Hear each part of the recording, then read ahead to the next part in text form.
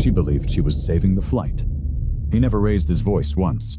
Minutes later, the entire plane was grounded and everything everyone assumed collapsed.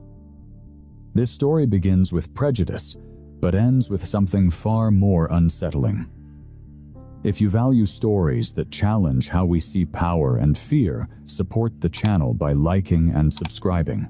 Flight 382 eased back from the gate at Miami International under a pale morning sky, the kind that made glass walls glow and coffee steam feel ceremonial, and in the first-class cabin the air carried the quiet confidence of people accustomed to being early important and untouched. Eleanor Whitfield stepped aboard, with that confidence wrapped around her shoulders like a tailored coat, a woman whose life had taught her that the world organized itself when she arrived, whose heels clicked with certainty as she moved down the aisle, eyes skimming leather pods as if counting territory until her gaze snagged on seat 1B, where a black man sat reading an old paperback with a cracked spine hoodie faded at the cuffs. Shoes worn thin at the edges, his posture relaxed, but contained the book angled to catch the light. Eleanor felt the smallest hitch in her breath. Not fear, exactly, more a reflexive tightening, a sense that something in the picture did not align with the rules she carried inside her, and the thought arrived whole and unexamined. He doesn't belong here, settling with the comfort of familiarity rather than the discomfort of doubt. She paused a fraction too long enough for the man to turn a page, long enough for the page's whisper to feel impertinent. And when she resumed walking, she did so with a thin smile that hardened her jaw, telling herself she was simply tired, simply alert, simply aware because awareness had kept her safe in a world she believed rewarded vigilance. The man did not look up, did not register her pause, did not perform the ritual of deference she had unconsciously expected, and that absence irritated her more than a glare would have, because it left her alone with her judgment.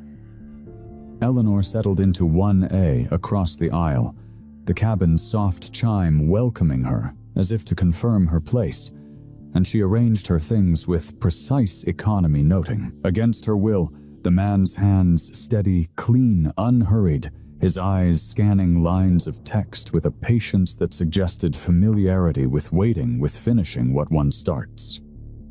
She told herself again that this was nothing that first class had been changing, that standards slipped when systems grew too generous, and the words warmed her like a justification rehearsed long ago while the engines murmured and the cabin door thudded shut with finality. As passengers settled, Eleanor's attention returned to the man in 1B, as if drawn by a magnet she pretended not to feel.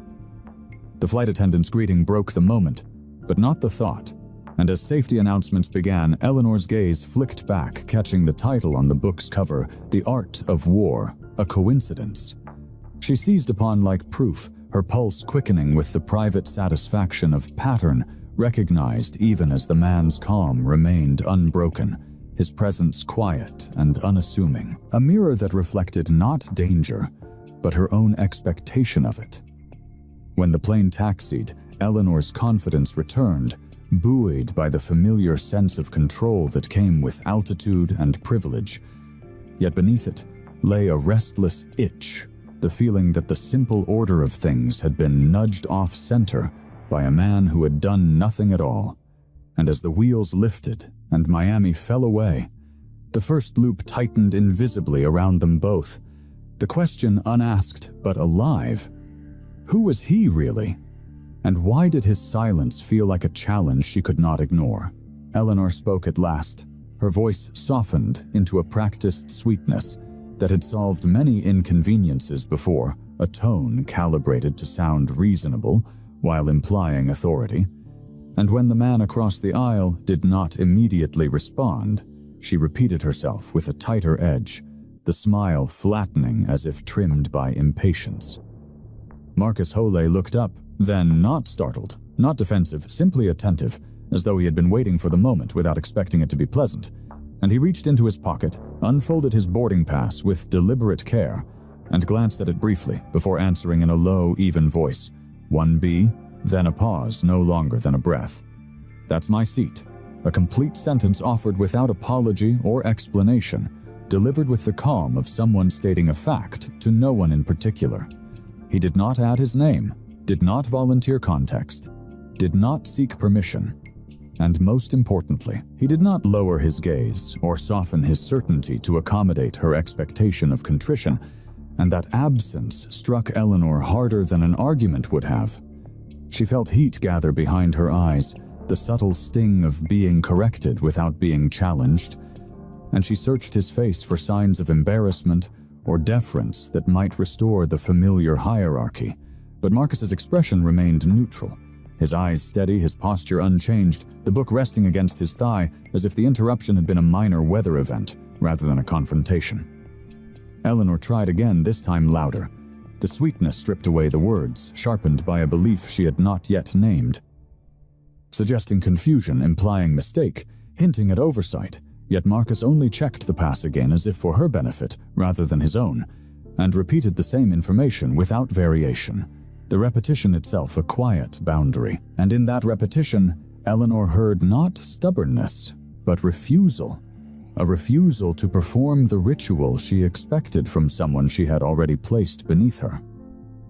The flight attendant's presence hovered nearby, a professional smile flickering as she assessed the exchange, and Eleanor felt the pressure of being observed, which made her voice rise another degree, because observation demanded outcome, demanded affirmation that she was right to question right, to intervene right, to correct the imbalance she perceived.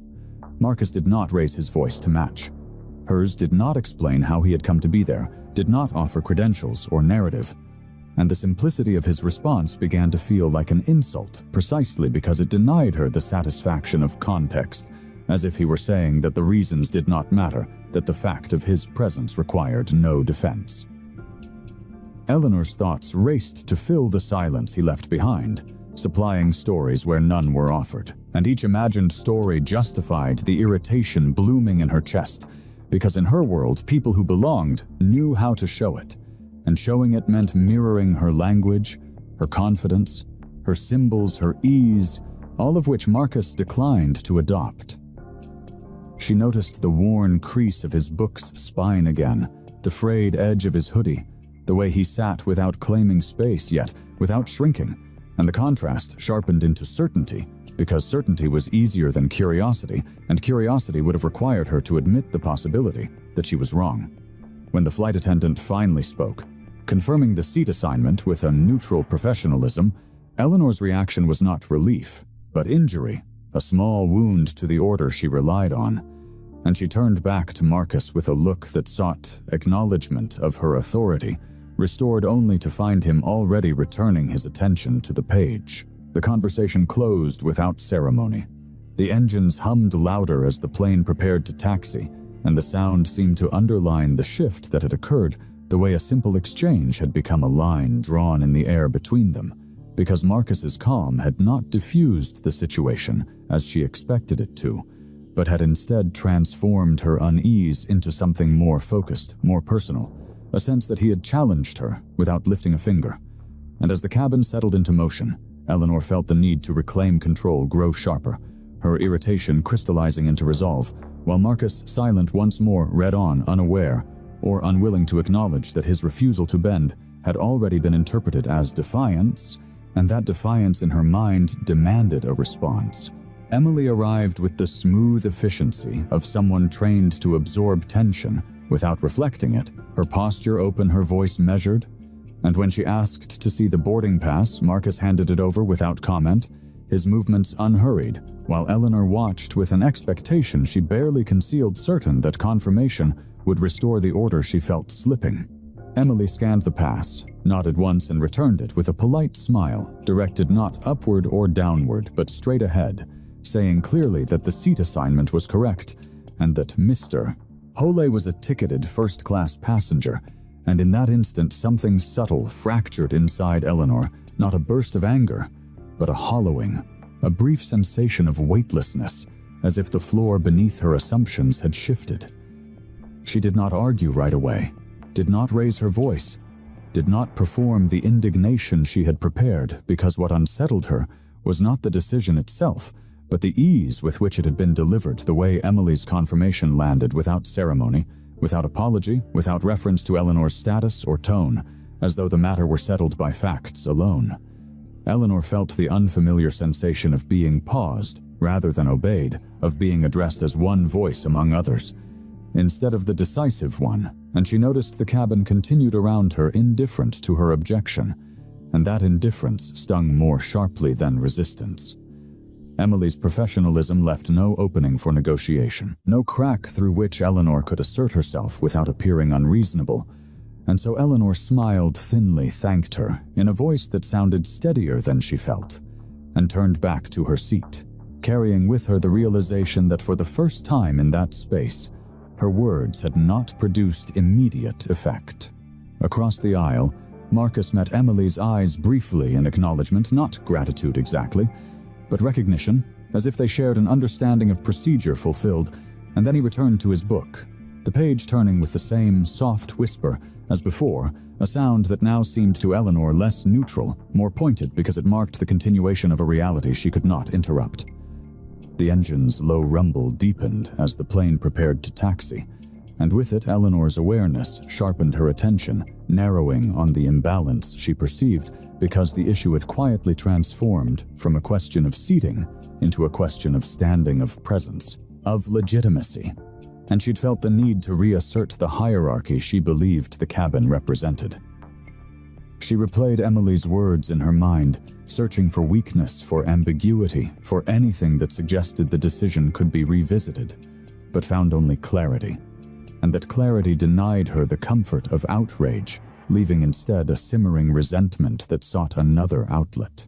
Eleanor noticed how Marcus occupied the space with an ease that did not seek approval, how he neither flaunted nor concealed his belonging, and that ease unsettled her because it contradicted the narrative she relied on to make sense of the world, a narrative in which access followed appearance and authority followed display. She felt the eyes of others pass over her and move on, and with each passing glance that did not linger, her sense of command diminished, replaced by a tightening resolve to restore the balance by other means, because if the system would not correct what she perceived as an error, then she would have to escalate the concern beyond a simple procedural check. As the plane began to move, Eleanor's thoughts hardened into strategy, her earlier irritation crystallizing into a belief that something larger was at stake, something about safety, about standards, about who was permitted to occupy certain spaces without question. And while Marcus remained absorbed in his book, seemingly unaware of the shift, the space between them filled with an unspoken contest, no longer about a seat number, but about whose definition of belonging would prevail. The confirmation from the flight attendant did not settle Eleanor's unease. It sharpened it because certainty denied her the relief of being right, and left her with the need to justify why she felt wronged. And so her attention fixed on Marcus with renewed intensity, every small movement now filtered through a lens that searched for validation. She noticed the phone when he set it briefly on the armrest, an older model with a scuffed edge, and the thought formed before she could stop it that people who belonged carried newer things, sleeker things, devices that signaled success rather than endurance, and the phone's age became in her mind an anomaly that required explanation. Her gaze slid to the satchel at his feet, the leather worn soft by years of use, corners rounded, not neglected but lived in, and she translated that wear into a story of risk, of something hidden, of a container that had traveled too much to be harmless, while telling herself she was simply attentive, simply cautious, simply doing what responsible people did when systems failed to notice what was obvious. When Marcus reached down and drew a laptop from the bag, the absence of a bright logo struck her like a flare. The matte casing plain and unbranded, and the thought leapt fully formed from memory rather than reason, and she felt the old images stack themselves neatly into place, each one reinforcing the next. The laptop opened with a soft click, the screen filling with dense lines of text and diagrams that meant nothing to her, and that very incomprehension transformed into menace, because what she could not understand she could not control, and control had become the axis around which her fear now spun. She leaned forward slightly as if proximity might clarify what her assumptions already declared, and the low hum of the engine seemed to recede as her focus narrowed, her breathing shallow, her heart ticking faster with the conviction that she was witnessing something that others were missing.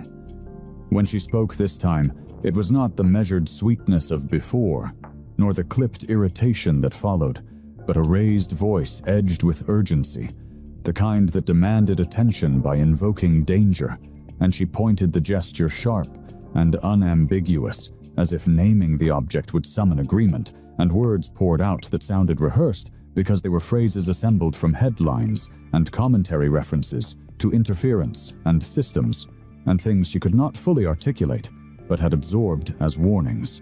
Marcus looked up, surprise flickering briefly across his features before settling into a controlled stillness, and he closed the laptop partway, not in guilt, but in response to the volume.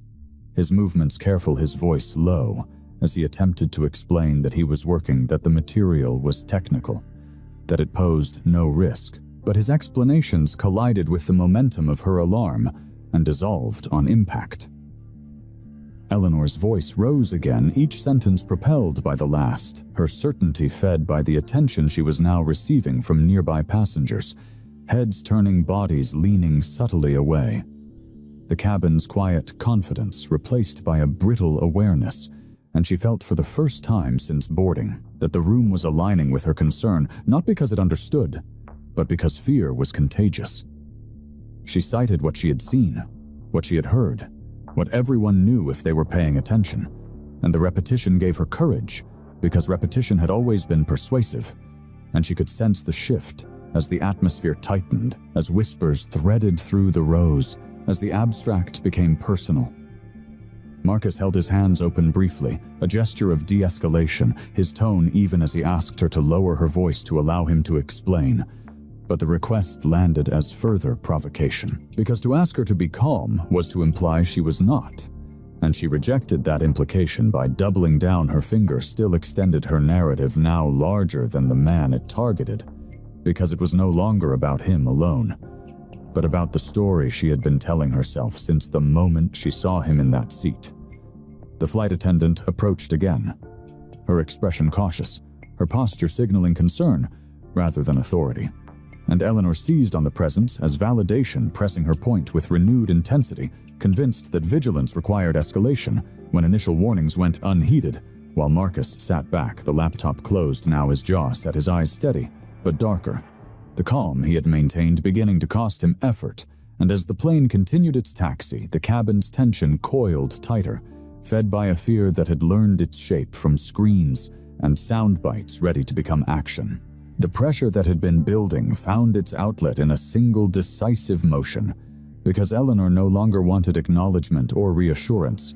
She wanted resolution, and resolution meant action. So she leaned across the aisle and seized Marcus's satchel from the floor with a grip sharpened by adrenaline, the leather yielding slightly under her fingers as the strap slid free, and in that instant the cabin seemed to inhale and hold its breath, the soft rituals of first class collapsing into a stunned stillness where even the engine's hum felt distant. This was no longer a conversation or a concern voiced too loudly.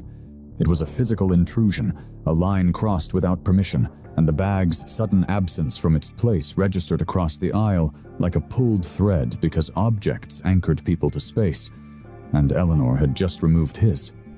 Marcus reacted on instinct rather than anger, his body rising from the seat in one smooth motion, tall enough that the movement itself altered the room, but his hands came up open and measured palms visible.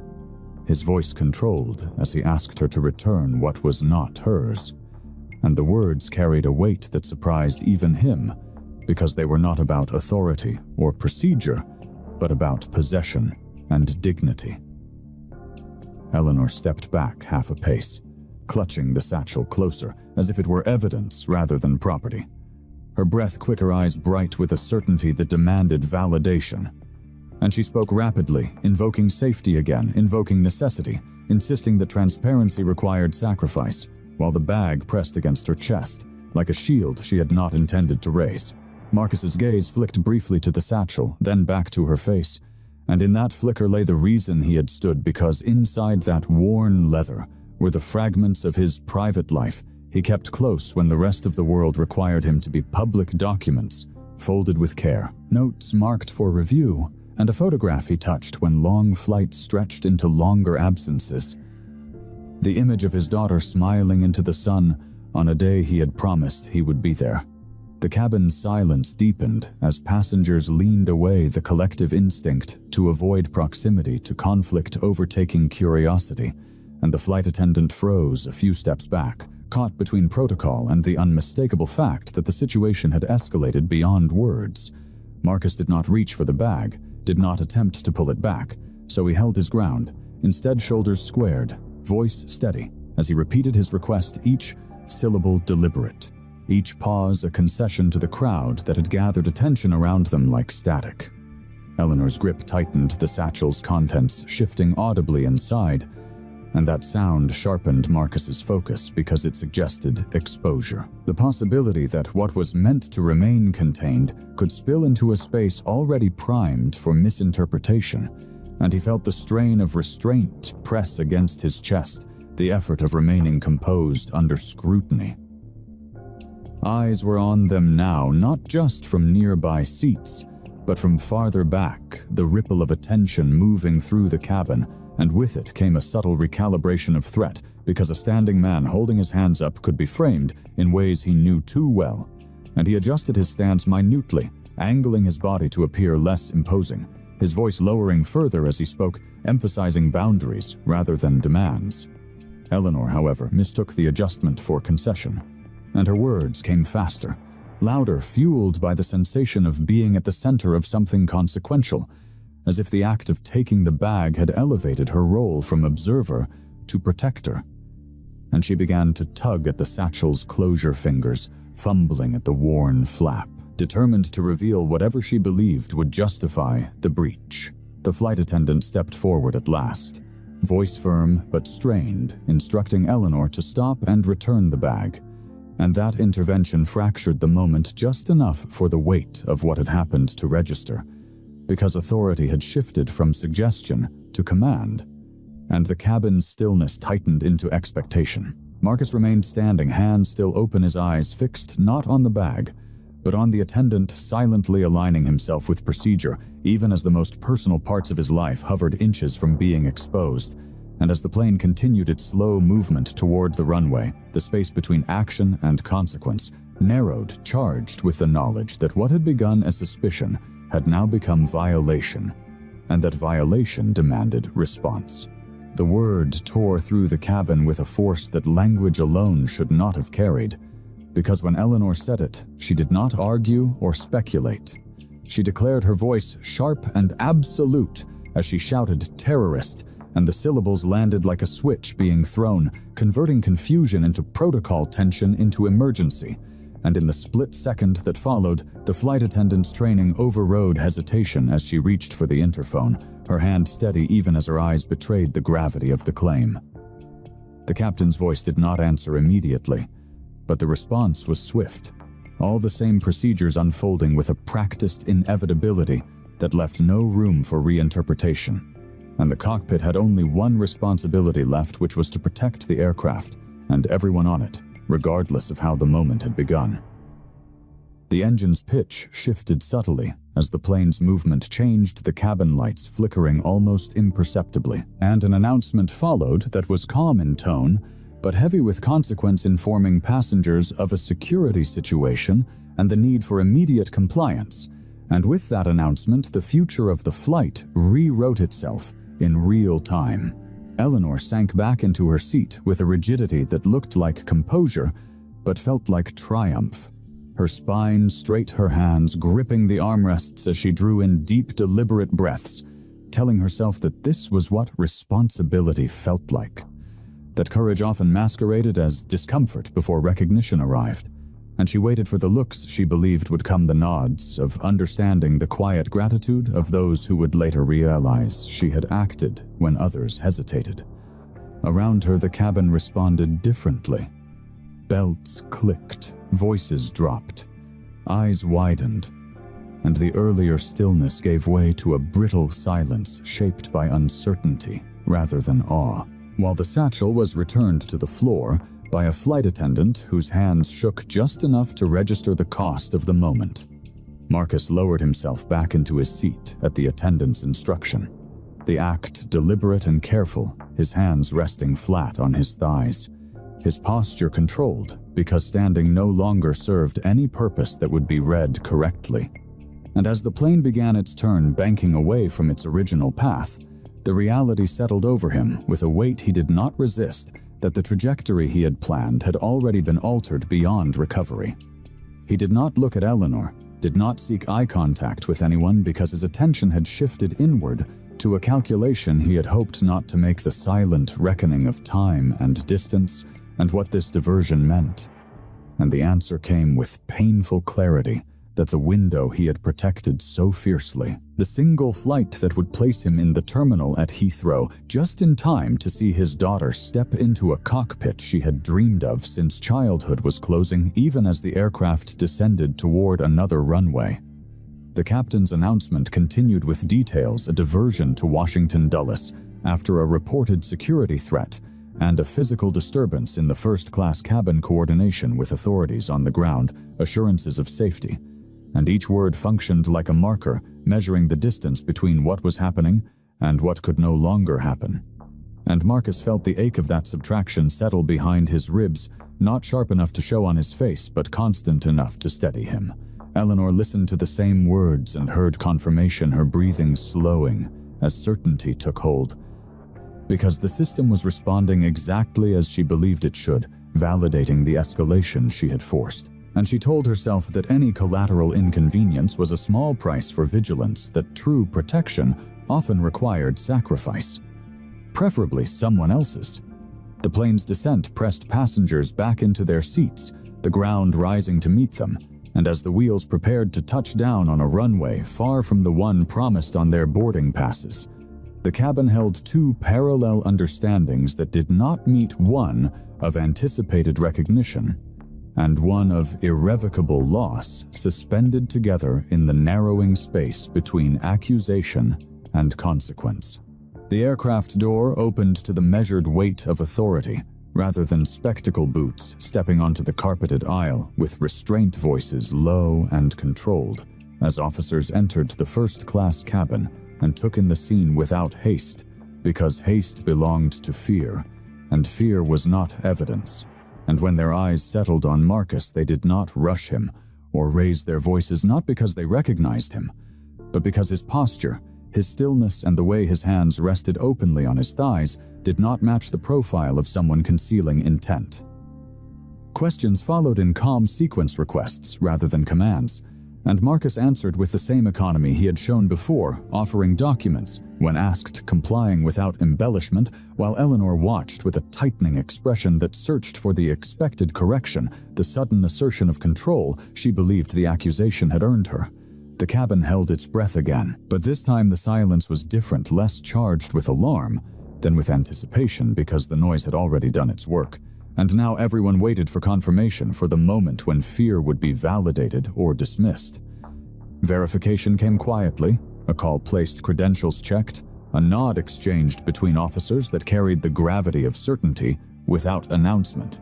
And when the senior officer addressed Marcus with a tone that shifted from neutral to respectful, the shift rippled through the cabin like a change in pressure, because respect is recognizable even when unspoken. The truth emerged without flourish, without raised voices or public recitation, yet it landed with undeniable force that Marcus was a senior aviation security and compliance official with the Federal Aviation Administration present on the flight under discreet travel arrangements. And the words did not echo, did not demand reaction, but they rearranged the meaning of everything that had come before. First class fell into a silence that felt heavier than the earlier uproar. A silence thick with recalculation as passengers absorbed the implication that the man they had watched being accused was the one tasked with protecting the systems they trusted, and that their own proximity to certainty had been closer than they realized. Eleanor's face lost its forward momentum, her posture stiffening as the narrative she had built collapsed inward, leaving no clear place to stand. And around her no one spoke, no one offered apology or acknowledgement, because apology required ownership, and acknowledgement required courage. And in that moment, the cabin possessed neither. Eyes drifted downward toward armrests and screens, toward anything that did not reflect the recognition settling in, because to meet Marcus's gaze would have been to confront the distance between assumption and fact. And that distance was uncomfortable. Marcus remained composed as the officers concluded their checks, his expression unreadable, not from pride, but from discipline, because reaction would have shifted focus back to him when the weight belonged elsewhere, and he understood that truth did not always arrive with vindication. Sometimes it arrived with a mirror. The engines idled outside the aircraft, secured on unfamiliar ground, and the quiet stretched, revealing the shape of what had been missed, not just the mistake itself, but the ease with which it had been made. And as the officers stepped aside to confer the cabin's attention, fractured into private reckonings, each passenger left alone with the knowledge that the loudest voice had not been the most accurate, and that certainty had proven fragile in the presence of facts.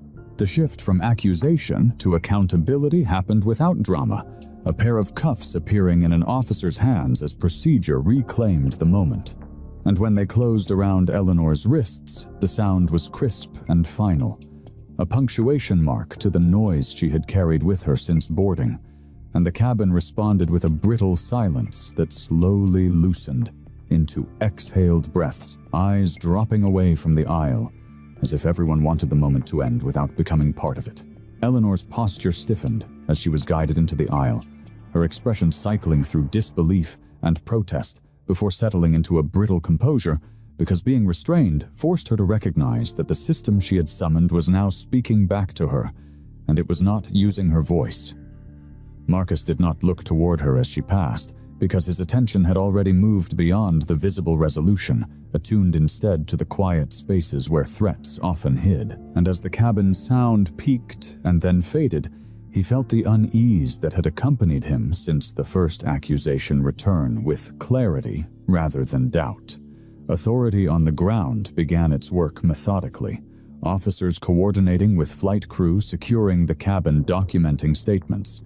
And it was during this procedural sweep that an anomaly surfaced, not in the commotion, but beneath it, a signal flagged by equipment monitoring traffic patterns, inconsistent with passenger devices, its origin tracing back to seat 1A, the place Eleanor had occupied with such certainty.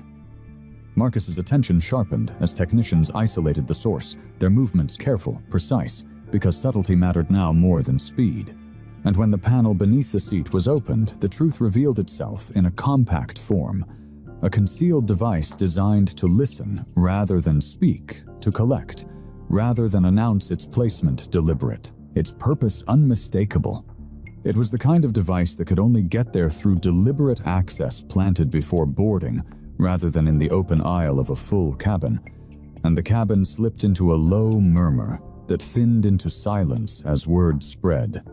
And Marcus understood then what the earlier unease had been pointing toward, that the chaos had been useful, not accidental, a screen, rather than a symptom.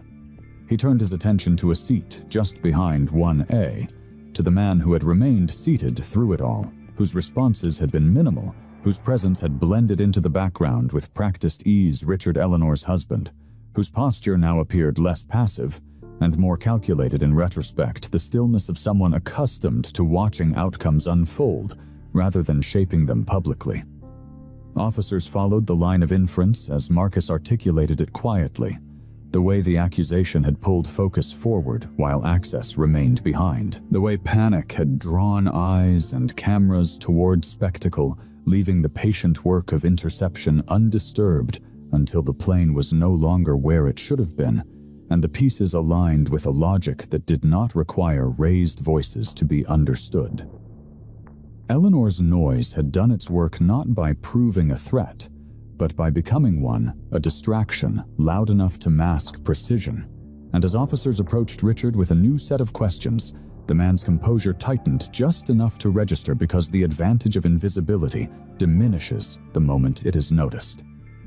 Marcus watched the transition with a steady calm, recognizing the pattern not as a triumph, but as confirmation, because prejudice once unleashed could be harnessed by anyone willing to stand behind it, and the cabin that had cheered moments earlier now sat in stunned quiet, confronted with the realization that the most disruptive figure had not been the most dangerous, and that the true pivot of the evening had occurred in the shadow cast by her certainty, leaving the path ahead narrower and more complex than the applause had suggested.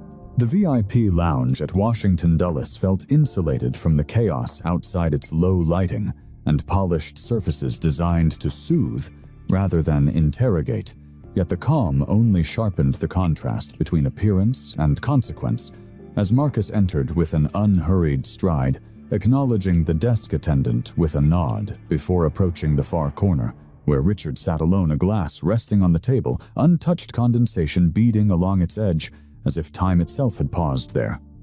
Richard looked up with a practiced half-smile that suggested familiarity with rooms like this. Places where problems were managed quietly and outcomes negotiated. And for a moment, the two men regarded each other without words, the silence carrying more weight than accusation ever could, because both understood that whatever remained unsaid would determine what came next.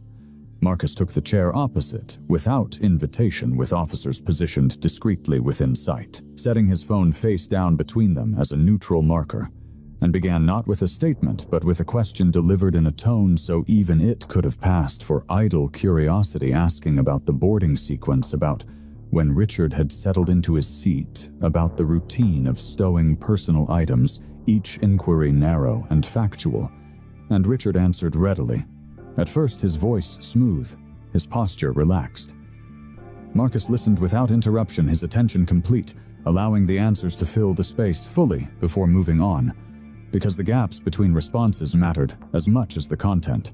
And when he followed with a second set of questions that retraced the same ground from a slightly altered angle, Richard adjusted without visible strain, correcting small points, adding qualifiers, demonstrating the agility of a mind trained to maintain coherence under scrutiny.